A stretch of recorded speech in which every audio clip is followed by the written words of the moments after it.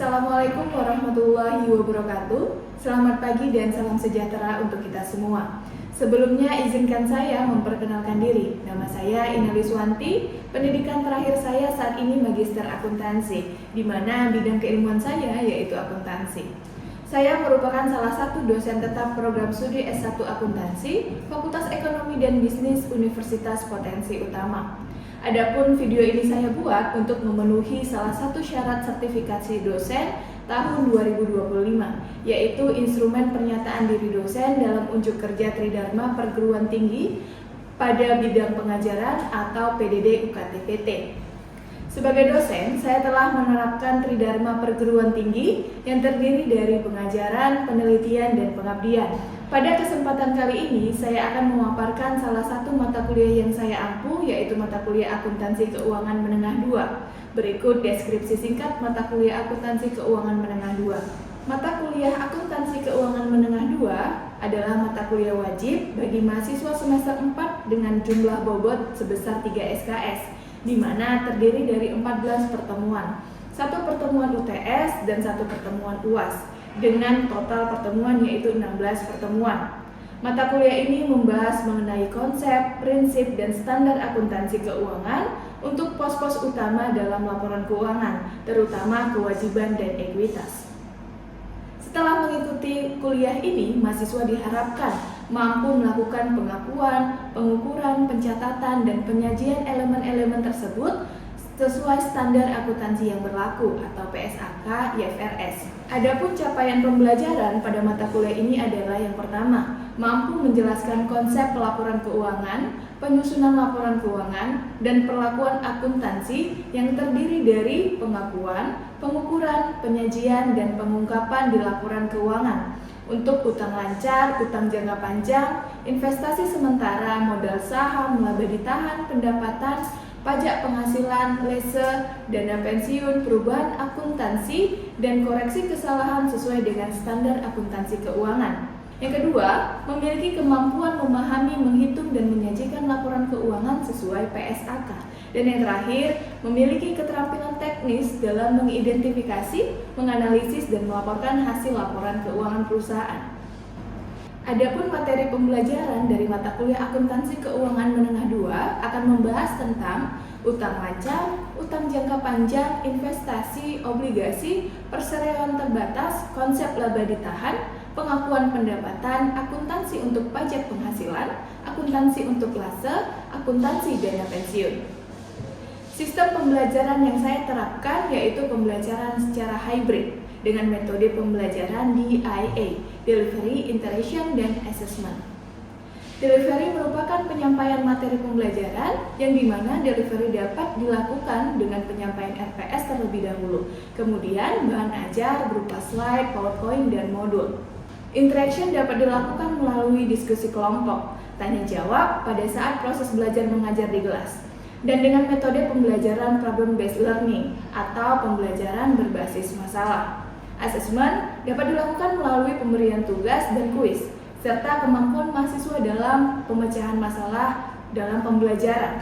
Adapun sistem penilaian yang saya terapkan untuk mata kuliah Akuntansi Keuangan Menengah 2 pada RPS memiliki 7 komponen penilaian, yaitu kehadiran atau partisipasi 9%, tugas yang meliputi tugas teori individu 10%, tugas teori kelompok 7%, kuis 10%, unjuk kerja presentasi 4%, tes tertulis UTS 25%, dan tes tertulis UAS 35%. Demikian pernyataan diri saya mengenai deskripsi mata kuliah, capaian pembelajaran, materi pembelajaran, dan sistem penilaian mata kuliah yang pernah saya ampu. Baiklah, selanjutnya izinkan saya untuk menampilkan video pembelajaran untuk mata kuliah Akuntansi Keuangan Menengah 2 dengan materi obligasi. Oke. Assalamualaikum warahmatullahi wabarakatuh. Selamat sore semua.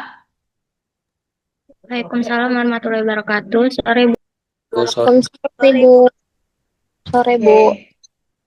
Gimana kabarnya hari ini, sehat? Alhamdulillah sehat Ibu. Sehat, alhamdulillah. Oh, baiklah. Sebelum kita mulai, kita doa dulu lah ya sebelum kita absen. Boleh doa dipimpin oleh Rafli? Baik, Bu. Baik teman-teman semua dan Ibu, sebelum kita memulai mata kuliah pada hari ini, alangkah baiknya kita berdoa menurut agama dan kepercayaan kita masing-masing. Berdoa dimulai. Dan berdoa selesai. Oke, terima kasih Rafli sudah memandu untuk pembacaan doa sebelum kegiatan perkuliahan ini kita mulai.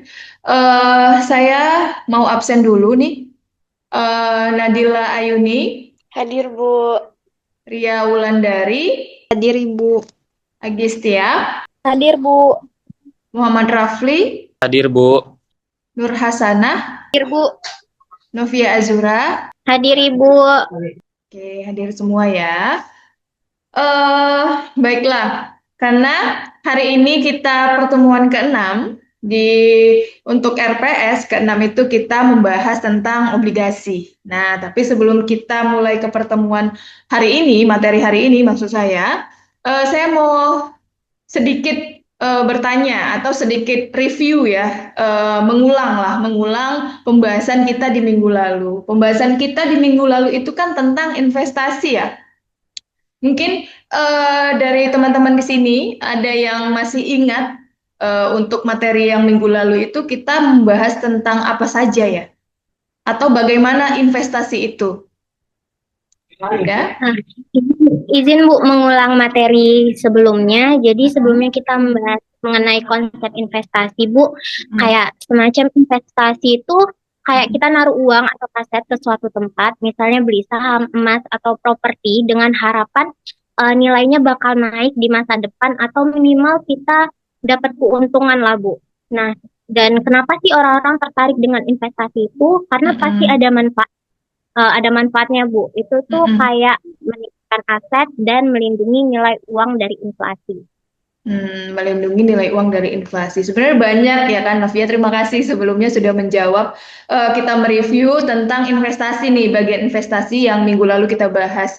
Nah, benar ya Novia, bahwasanya investasi itu adalah kita tuh mengharapkan untuk nilai yang lebih di kemudian hari, penanaman sahamnya gitu kan, atau penanaman untuk beberapa yang dikategorikan investasi, karena investasi sendiri itu punya banyak jenis gitu, terutama salah satunya di obligasi yang akan mau kita bahas ini. Kita membahas pertemuan ke-6 tentang obligasi. Nah, ada kaitannya nih obligasi dengan investasi yang kemarin kita bahas. Kalau investasi adalah menanamkan sesuatu untuk mendapatkan keuntungan di kemudian hari, nah termasuk dari obligasi tersebut. Kalau obligasi adalah macamnya atau jenis dari investasi. Nah, kalau misalnya kalian tahu obligasi itu singkatnya adalah surat ya, surat berharga, artinya surat hutang. Nah, kalau dari definisi ini kita baca, obligasi adalah salah satu jenis kewajiban jangka panjang yang merupakan komitmen atau janji untuk membayar sejumlah uang pada tanggal jatuh tempo yang telah ditentukan dan membayar bunga secara periodik sejumlah nilai nominal obligasi yang dinyatakan sebelumnya. Artinya, kalau untuk obligasi ini adalah surat. Jadi bentuknya itu kayak surat. Nah, bentuknya kayak surat, nanti ada isinya, ada nominal, ada lain-lain, nanti kita jelaskan. Nah, obligasi ini adalah surat hutang, surat berharga dari perusahaan yang nantinya akan diterbitkan, lalu dibeli surat hutangnya. Sama siapa? Sama investor. Yang nantinya di kemudian hari dengan perjanjian itu akan dikembalikan beserta bunganya. Gitu, beserta bunganya. Itulah pengertian dari obligasi. Oke, kita lanjut. Nah, ini untuk yang dikatakan obligasi atau apa sih karakteristik obligasi atau informasi apa yang ada di dalam surat obligasi? Yang pertama, dia memiliki nilai nominal, ada par value. Yang kedua ada persen bunga. Yang tadi saya bilang bahwasanya persen bunga nanti akan dibayarkan namanya atau biasa kita sebut coupon interest rate. Terus yang ketiga memiliki tanggal jatuh tempo dan yang terakhir adanya provisi penarikan. Nah, itu semua adalah karakter yang harus ada di dalam surat utang atau surat obligasi. Oke, kita lanjut. Nah, kita masuk ke jenis obligasi. Jadi ada beberapa jenis obligasi, tidak hanya satu, tapi ada beberapa. Ini kita bahas untuk dari aspek sisi penerbit, artinya siapa yang menerbitkan obligasi atau siapa yang akan mau menjual nih obligasinya, surat utangnya. Itu yang pertama dari corporate bonds. Corporate itu artinya perusahaan. Nah, jadi di dalam itu perusahaan yang menerbitkan namanya saham. Yang kedua ada government bonds. Government bonds ini adalah government itu pemerintah ya, pemerintahan pusat. Nah, pemerintahan pusat yang mengeluarkan yang namanya surat utang atau obligasi. Nah, yang ketiga ada municipal bonds. Nah, municipal bonds ini adalah pemerintahan juga, tapi dia pemerintah daerah gitu. Oke, lanjut. Untuk jenis obligasi, selanjutnya dari aspek sistem pembayaran bunga. Nah, kalau dari sistem aspek pembayaran bunga itu ada 4, terbagi 4. Yang pertama ada zero coupon bonds. Nah, zero coupon bonds ini, zero itu 0 ya kan? Nah, bukan berarti bunganya tidak ada ya, tapi bunganya itu dibayarkan di akhir periode. Artinya ketika mau lunas nih pembayaran utangnya, itulah baru bunganya dihitung, totalannya dibayarkan di akhir. Terus ada coupon bonds ini baru dia dibayarkan per periode. Per periode itu biasanya per 6 bulan sekali. Jadi dalam 1 tahun itu ada 2 kali pembayaran bunga. Terus ada fixed coupon bonds. Nah, ini tuh adalah tingkat suku bunga yang sudah ditentukan di awal. Jadi ada penawaran perdana lah ketika dia mau membeli, ada penawaran perdana untuk tingkat suku bunga yang akan dibayarnya nanti. Terus ada floating coupon bonds. Floating coupon bonds ini adalah tingkat bunga yang ditentukan dengan acuan tertentu. Nah, biasanya ditentukan dengan acuan dari suku bunga bank pemerintah. Jadi mengikuti dari suku bunga bank pemerintah. Oke, selanjutnya dari aspek hak penukaran. Itu ada 4 juga. Ada convertible bonds. Convertible bonds itu adalah memberi hak untuk merubah obligasi menjadi saham pemilik obligasi. Nah, jadi ada hak yang menerbitkan obligasi, nantinya obligasi ini kan surat utang kan, ada hak dia untuk merubah jadi saham dia. Nah, yang kedua ada exchangeable bonds. Nah, ini tuh adalah hak menukar saham secara lebih luas. Lebih luas artinya dari convertible bonds. Yang ketiga ada callable bonds. Nah, callable bonds itu adalah memberikan hak membeli kembali obligasi kepada emiten. Emiten itu penerbit. Jadi ada hak untuk membeli kembali obligasi yang telah dijual. Gitu. Terus ada terakhir putable bonds. Putable bonds ini sama, hak untuk membeli kembali, tapi yang membeli adalah kepada investor. Kalau tadi kan kepada emiten. Emiten itu yang menerbitkan obligasi. Kalau misalnya yang menerbitkan obligasi yang menerbitkan obligasi adalah emiten, yang membeli obligasi adalah investor.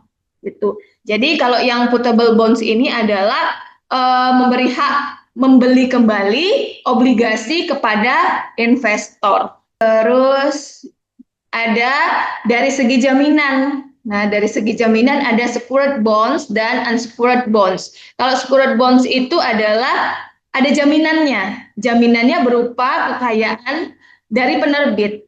Artinya bisa berupa gedungnya dijadiin jaminan gitu. Nah, kalau unsecured bonds ini tidak ada jaminan. Sebenarnya ada jaminannya, cuman tidak berupa kekayaan. Gitu. Jaminan yang mungkin pada umumnya seperti itu. Nah, ya terus ada dari waktu jatuh tempo. Nah, ada term bonds dan serial bonds. Kalau term bonds itu adalah yang dia obligasi itu jatuh tempo atau dikeluarkan pada waktu yang bersamaan. Terus kalau serial bonds itu adalah jatuh tempo yang dibagi beberapa waktu. Jadi ada 2 kali, biasanya 2 kali gitu. Kalau terms itu biasanya sekali saja pada waktu jatuh tempo. Penilaian obligasi. Nah, penilaian obligasi ini ditentukan atau nilai obligasi ditentukan dengan cara menghitung persen value pokok obligasi atau prinsipal dan present value bunga atau interest yang akan diterima di masa depan. Hal-hal yang perlu diperhatikan dalam menghitung nilai obligasi adalah yang pertama, ada nominal obligasi atau yang biasa disebut juga dengan istilah face value, nominal value, par value, atau state value. Dan yang kedua ada nilai pasar atau jual atau kurs. Nah, biasanya harga yang dipengaruhi oleh kurs yang terjadi di pasar. Itu adalah cara penilaian untuk obligasi. Nah, ketika nilai nominal itu lebih besar daripada nilai pasar, artinya nilai nominal yang di dalam surat obligasi itu lebih besar daripada nilai pasarnya, itu terjadi disagio obligasi. Nah, tapi ketika nilai nominal ternyata lebih kecil daripada nilai pasarnya atau nilai yang ada di pasar, nilai jual, itu terjadi agio obligasi. Nah, dari keadaan ini, coba kira-kira yang mana yang lebih bagus? Bagus nilai nominal lebih besar atau nilai pasar yang harusnya lebih besar? Nilai pasar, Bu. Yes, nilai pasar. Selanjutnya ada pencatatan pada saat pengeluaran. Ini cara mencatat. Yang pertama, pencatatan pada saat pengeluaran atau penerbitan obligasi. Jurnalnya obligasi belum beredar 500 juta dan otorisasi utang obligasi 500 juta.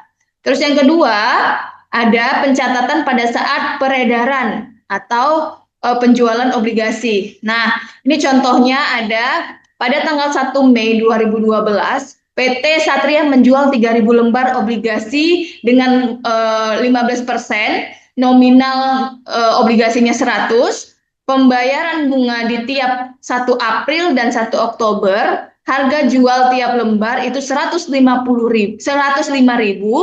provisi yang dan biaya lain-lain jumlahnya 4.380.000. Pertanyaannya, hitunglah berapa penjualan dan sertakan jurnalnya. Nah, begini cara pencatatannya.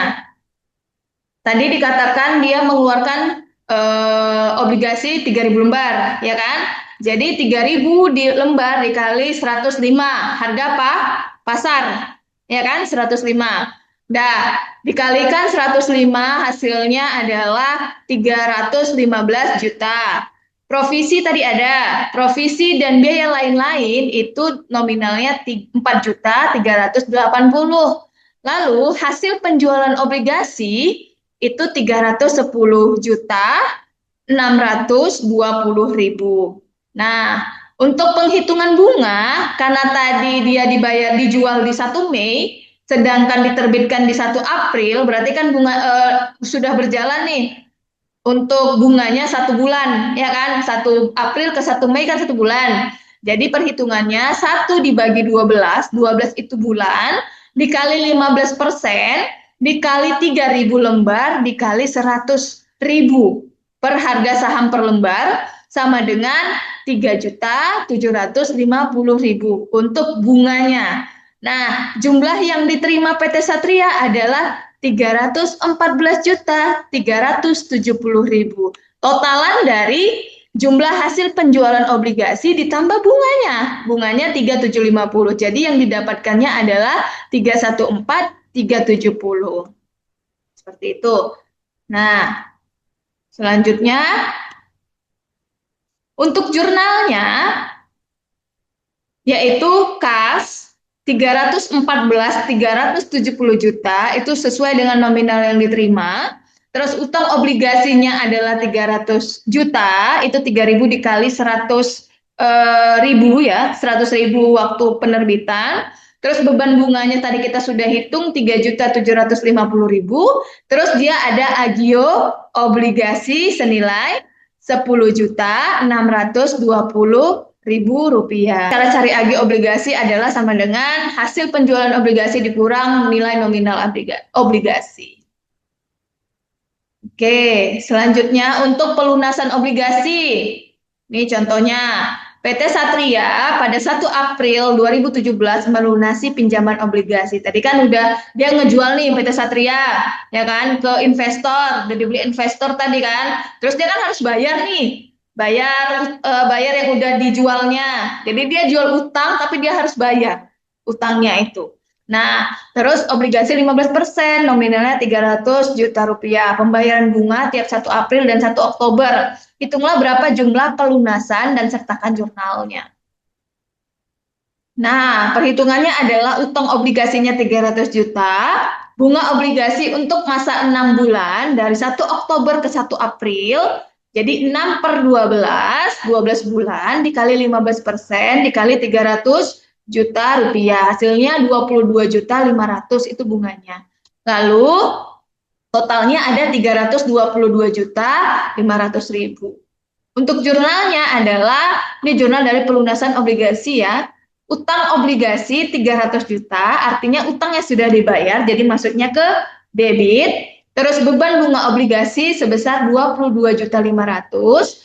Kas yang keluar, yang harus dibayarkan hutangnya kepada investor itu sejumlah 322 juta 500 ribu. Seperti itu. Sampai di sini paham? Paham, Bu. Bu, Paham ya, baik pencatatannya atau teorinya ya. Oke, kita lanjut. Kita lanjut, ini ada studi kasus ya. Studi kasusnya, soalnya pada tanggal, ini boleh nih kalian coret-coret dulu, nanti saya tanya, kalian bisa kasih jawabannya menurut pencatatan kalian. Nah, contohnya hampir mirip, saya buat contohnya adalah pada tanggal 1 Juni 2012, PT Satria menjual 2.000 lembar obligasi dengan bunga 15%. Nominalnya adalah 100.000. Pembayaran bunga di tiap 1 April dan 1 Oktober. Harga jual tiap lembar adalah 105.000. Nah, provisi dan biaya lain-lain jumlahnya 3.280. Pertanyaannya, hitunglah berapa penjumlahan dan sertakan jurnalnya. Oke, boleh dihitung-hitung dulu. Oke. Nah, sambil menghitung, coba sambil kita bahas. Untuk nilai kurs yang ada, boleh siapa? Ada yang sudah bisa? Nadila izin menjawab, boleh Bu? Boleh Nadila. Berapa kira-kira nilai kursnya Nadila? Nilai kursnya itu 2.000 lembar. Nilai kursnya itu 210 juta. Dari 2.000 lembar dikali 105.000. Oke, jadinya 210 juta. 210 juta. Oke. Nah, kalau provisi dan biaya lain-lainnya berapa di soal itu? Provisi dan biaya lain-lain 3.280.000, Bu. Jadi kalau ditotalin berapa tuh? 210 juta untuk nilai kursnya, terus dikurang dengan biaya-biayanya, hasilnya berapa? Hasil penjualan obligasi.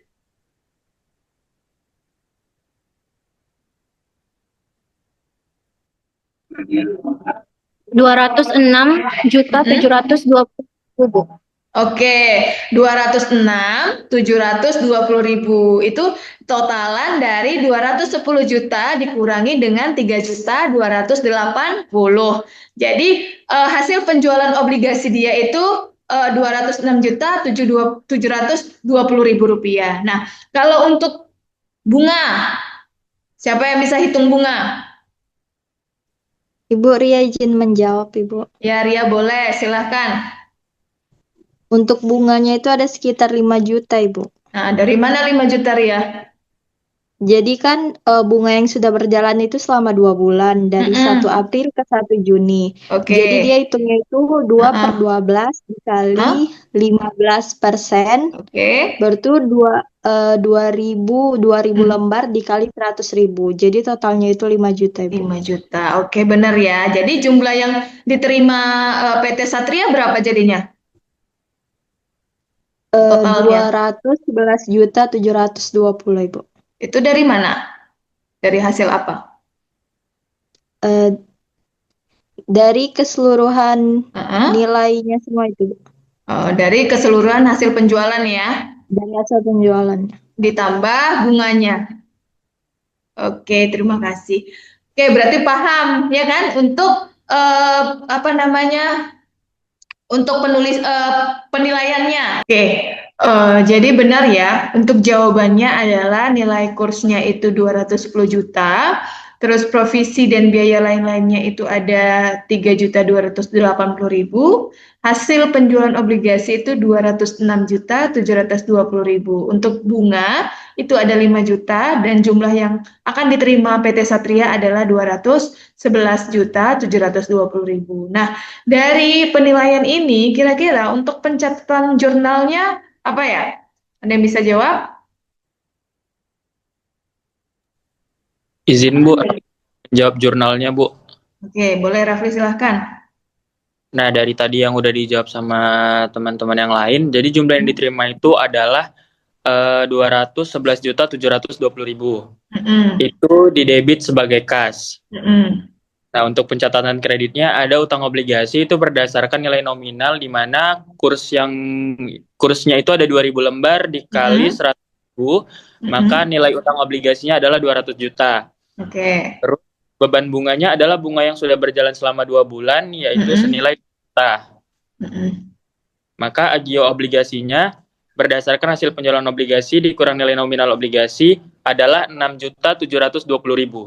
Oke. Maka jurnalnya untuk didebit kas 200.720.000 dan dikredit utang obligasi, beban bunga serta agio obligasi. Oke, terima kasih Rafli sudah menjawab jurnalnya. Oke, begitu ya. Sampai di sini untuk pencatatan dan penjurnalannya paham? Paham, Bu. Paham ya? Paham, Bu. Ya, saya rasa paham ya semua karena semuanya bisa jawab untuk bagaimana pencatatan dan penjumlahannya.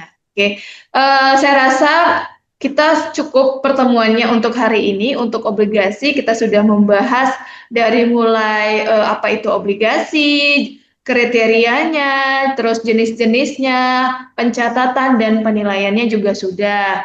Nah, kalau begitu, apa sih kira-kira rangkuman untuk dari pertemuan ini? Ada yang bisa kira-kira merangkum? Izin Bu, Agis mau merangkum. Oke, silakan Agis untuk merangkum materi kita hari ini. Nah, menurut Agis dari semua materi hari ini, Ya. kesimpulannya adalah itu surat utang jangka panjang yang memberikan masalah hingga jatuh tempo. Jenisnya itu ada banyak dan beragam. Itu juga kan penerbit, hak, jaminan, dan waktu. Kemudian pencatatannya dilakukan saat penerbitan, penjualan, dan pelunasan. Itu melibatkan dan bunga serta agio atau disagio. Oke, itu ya. Jadi obligasi itu singkatnya adalah surat ya, surat berharga yang diterbitkan oleh emiten. Emiten itu yang bagian penerbit untuk apa? Untuk dijual kepada investor gitu. Untuk pencatatannya sudah kita jelaskan. Baiklah, saya anggap semuanya itu sudah paham ya, karena sudah masing-masing menjawab dan sudah bisa merangkum. Terima kasih untuk pertemuan hari ini. Saya cukupkan dan semoga ilmu yang hari ini atau materi yang hari ini dapat memberikan manfaat kepada kalian semua dan kepada saya juga. Saya tutup perkuliahan kita hari ini. Assalamualaikum warahmatullahi wabarakatuh. Selamat sore. Waalaikumsalam warahmatullahi wabarakatuh. Sore. Sore, Bu. Salam, Ibu. Terima kasih.